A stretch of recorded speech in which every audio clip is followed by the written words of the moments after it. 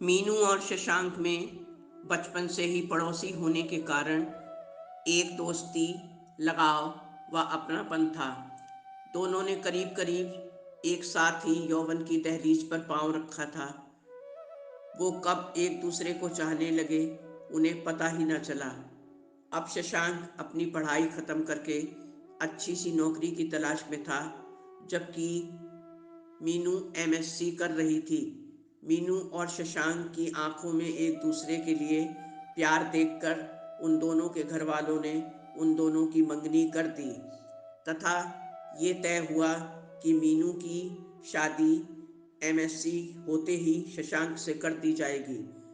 दोनों प्रेमी युगल अपने सपनों को बिना किसी अड़चन और विरोध के पूरा होते देख अपनी किस्मत से बहुत बहुत खुश थे। समय गुजरता जा रहा था और शशांक को कुछ समय बाद एक बहुत अच्छी नौकरी मिल गई। एक कंपनी में उसे मैनेजर की नौकरी मिली। अब तो मीनू और शशांक के पांव जमीन पर पड़ ही नहीं रहे थे। दोनों अपने ख्वाबों के घरौंदे के तस्वुर में खोए रहते। अब तो उन्हें दुनिया बहुत खूबसूरत नज़र आने लगी थी। मीनू की पढ़ाई भी समाप्त होने वाली थी। फिर उन दोनों के घर वालों ने आपस में बातचीत करके शशांक और मीनू की शादी की तारीख पक्की कर दी। हर तरफ खुशियां खुशियां बिखरी थीं। सब कुछ बहुत अच्छा चल रहा था और ठीक ठाक गुजर रहा था। दोनों तरफ शादी की तैयारियों के साथ साथ कार्ड भी छप चुके थे तथा काफ़ी जगह ये कार्ड बांट भी दिए गए थे। तभी अचानक एक दिन शशांक की दादी का निधन हो गया। अब सारे घर में रोना पीटना मच गया। मीनू और शशांक की शादी के केवल उस वक्त 10 ही दिन बचे थे। शादी का हॉल, सजावट, खाने पीने के इंतज़ाम व अन्य समारोहों और रस्मों के लिए दोनों तरफ से काफ़ी पैसा इधर उधर एडवांस में दिया जा चुका था। शशांक की दादी के सारे क्रियाक्रम से निपटने के बाद शशांक की माँ ने ऐलान कर दिया कि अब ये शादी अभी नहीं होगी। ये कब होगी, ये सब बात की बात है, अभी मैं कुछ बता नहीं सकती। इतना सुनते ही दोनों घरों के सब लोग सकते में आ गए। अब क्या होगा, सारी तैयारियां तो हो चुकी हैं। लोग और रिश्तेदार क्या कहेंगे, शादी के कार्ड जिनको दिए जा चुके हैं, अब हम उनसे क्या कहेंगे। एडवांस के पैसों का क्या होगा जो हर जगह दिए जा चुके हैं। हम क्या क्या और कहाँ कहाँ कैंसिल क्या क्या करें। दोनों तरफ कोई समझ ही नहीं पा रहा था। पर शशांक की माँ के सामने कोई विरोध न कर सका, क्योंकि घर में उनकी ही चलती थी। वो एक बहुत रूढ़वादी महिला थी। ये सब होनी अनहोनियों को बहुत मानती थी। इधर मीनू का रो रो कर बहुत बुरा हाल था। बेचारी इस तरह घर में मुंह छिपाकर रहती जैसे उसने कोई बहुत बड़ा गुनाह कर दिया हो। कुछ दिन बाद शशांक ने अपनी माँ को समझाने की कोशिश की तो माँ ने त्योरियां चढ़ाकर कहा, तुम्हें कुछ तमीज है भी या नहीं? अरे, होनी अनहोनी भी कोई चीज़ होती है। मीनू के कदम यहाँ पड़ने से पहले ही अनिष्ट हो गया। तुम्हें दिखाई नहीं देता है क्या? इस बार झल्लाकर उसने माँ को जवाब दिया प्रतिरोध करते हुए, माँ, तुम कैसी बातें कर रही हो? दादी तो बीमार चल रही थी पहले से ही और हार्ट की मरीज भी थी। उनकी आयु भी 85 वर्ष की थी। हमें भी उनके बिछड़ने का बहुत दुख है, लेकिन इसका मतलब ये तो नहीं कि ईश्वर की इच्छा को किसी इंसान से जोड़कर उसे मनुष्य बना दिया जाए। क्या यही हमारा धर्म है? तो बीच में ही शशांक की बात काटकर माँ तीव्र स्वर में बोली, अच्छा, तो अब तुम हमें ऊंच नीच समझाओगे? सुन लो, इस घर में वही होगा जो हम चाहेंगे। तुम्हें पढ़ाया लिखाया इसलिए नहीं कि तुम ही हमें रास्ता दिखाने लगो। तो शशांक ने भी दो टूक गुस्से में जवाब दिया और अपना फैसला सुनाया कि माँ, सुन लीजिए, अगर मैं शादी करूँगा तो सिर्फ मीनू से, वरना मैं कुंवारा ही रहूँगा। ये कहकर वो तेजी से कमरे से निकल गया और सारे घरवाले जो इन दोनों की बहस सुनकर इकट्ठा हो गए थे, सारी बातें सुनकर अवाक रह गए। उधर मीनू भी बहुत खामोश और गुमसुम सी हो चुकी थी। मीनू के घरवाले भी अब बहुत परेशान थे कि मीनू की शादी अन्य जगह भी नहीं हो सकती और ना यही कर रहे हैं। अब सब उसे मनहूस ही मानेंगे। मीनू के सपनों का महल ढह चुका था और मंजिल तक पहुंचने से पहले ही उसकी राहें भी खो चुकी थी।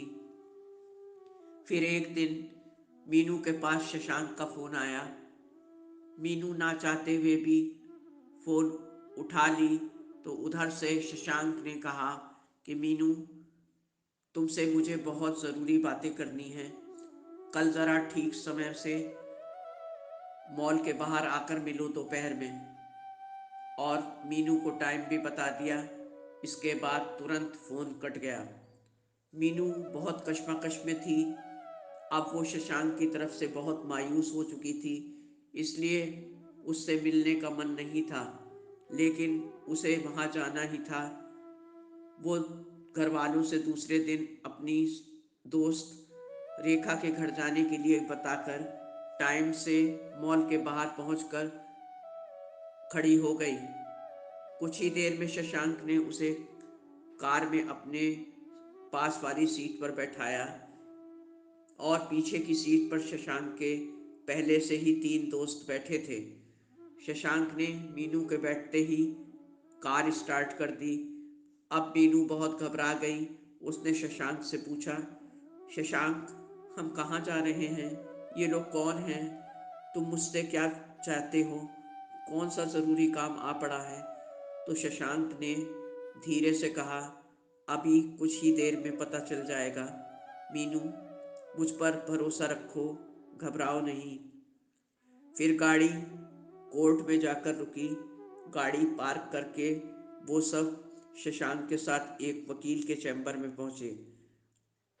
चैम्बर में पहुंचते ही वकील ने मीनू से पूछा, आप इनसे शादी करना चाहती हैं? मीनू सकपका गई, लेकिन शशांक ने उसे दिलासा दिया कि मीनू, जो तुम्हारे मन में है वो साफ साफ वकील साहब को बता दो। मीनू की आंखों में आंसू आ गए। भरे गले से बोली, जी हाँ, मैं इनसे शादी करना चाहती हूँ, मगर इनकी माताजी राजी नहीं हैं और अभी आगे का भी कुछ पता नहीं कि वो राजी होंगी भी कि नहीं। फिर वकील ने सारे तैयार किए कागज़ और दोनों के सिग्नेचर करवाए और बहुत सारी खाना पूरी करी। और फिर दोस्तों ने अपने हाथ में पकड़े हुए थैलों में से 2 माला निकालकर शशांक को पकड़ा दी और एक मीनू को। फिर दोनों से कहा गया कि एक दूसरे को माला पहनाइए। फिर वकील ने थोड़ी और जगह सिग्नेचर करवाए और तीनों दोस्तों के भी गवाहों के रूप में सिग्नेचर लिए गए। फिर वकील ने कहा कि आज से आप दोनों कानूनी तौर पर मियाँ बीवी हैं और अब आप दोनों अपनी ज़िंदगी जीने के लिए आज़ाद हैं। मीनू भौचक्की सी ये सब देख सुन रही थी, पर ना कोई प्रतिरोध, ना कोई खुशी, बस एक डर। फिर कोर्ट से बाहर आकर सब एक साथ लंच के लिए एक मशहूर ढाबे में गए। वहाँ शशांक ने मीनू को बहुत प्यार से समझाया कि मीनू, तुम घबराओ नहीं, अब हम दोनों पति पत्नी बन चुके हैं। ये बात सिर्फ हम दोनों के बीच में रहेगी। मैं अब पूरी कोशिश करूँगा अपनी माँ को राज़ी करने के लिए, क्योंकि मैं भी यही चाहता हूँ कि हमारी शादी की सब रस्में, सब घर वालों की मौजूदगी में, रिश्तेदारों की मौजूदगी में और समाज के सामने विधिवत रूप से हो। मगर ये शादी करने का मेरा सिर्फ यही मकसद है कि अगर मेरी माँ बाद में भी नहीं मानी या उन्होंने ज़बरदस्ती मेरी शादी के लिए मुझसे कहीं और करने के लिए बाध्य किया, तो मैं ये कोर्ट मैरिज की बात सबको खुलकर बता दूंगा। और फिर तुम्हें एक अच्छा सा घर लेकर वहीं अपने साथ रखूँगा। माँ के अलावा मेरे घर में किसी को तुमसे इस शादी पर ऐतराज़ नहीं। फिर खाना खाकर दोनों लोग गाड़ी में बैठे और दोस्त भी अपने अपने घर के लिए रवाना हुए। फिर काफ़ी दूर जाकर शशांक ने मीनू को गाड़ी से उतार कर कहा, मीनू अभी तुम घर जाओ और किसी से भी कुछ नहीं बताना, मौके का इंतज़ार करो। अब तुम मेरी पत्नी हो, किसी भी बात से मत घबराओ। ये सब प्यारी बातें सुनकर और सारी हकीकतें सामने आने पर फिर से मीनू के अधूरे ख्वाबों को एक मंजिल मिल रही थी।